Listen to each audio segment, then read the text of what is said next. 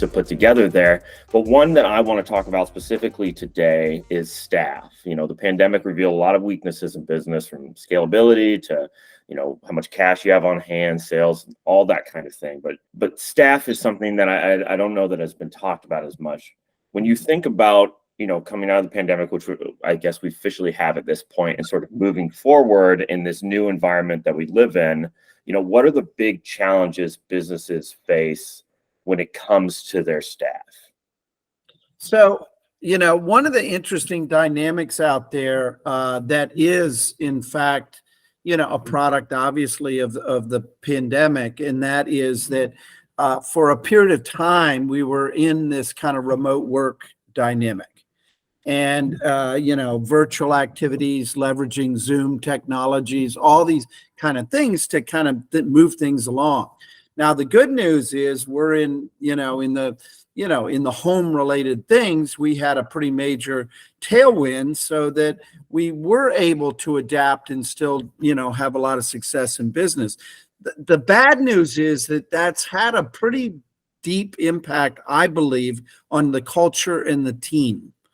And I bring that up specifically, James, with your question, because what's interesting when I look back at those companies, going back to my haves and have-nots, for the most part, the haves are also ones that brought their team back together earlier on, whereas some of the have-nots still, even at this point, local remodeling, local businesses, they're still operating in a very much of a remote kind of dynamic, and they're losing touch with each other.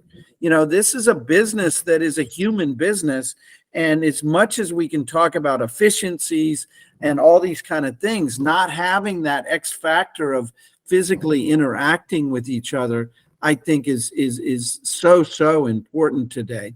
So I think, when time has passed, those companies are really challenged. How do I bring them back together? The employees have become very feral and, are out there wild and escape from captivity. In many cases, they don't even live near the business anymore. So it creates a team dynamic that's very, very tricky.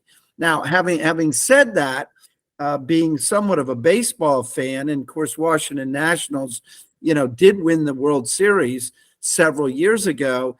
I can't even name who the players are now.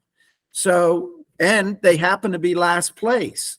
So what's going on here? Well, when you let your talent kind of get away from you, or you sell your talent off, or you don't make people your greatest asset, like I talk about in my book, I think it's critical that, you do treat the team dynamic and you focus on that asset being the people if you want to be successful.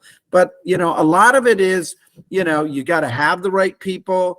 You got to put in the calories to, do the care and feeding, and then you got to invest into the necessary training to help them be successful. And again, I think there's a lot of folks out there that have fallen short on that element. The ones that are doing well, I think absolutely their cultures are better, their talent is better, and their investment in their people is greater.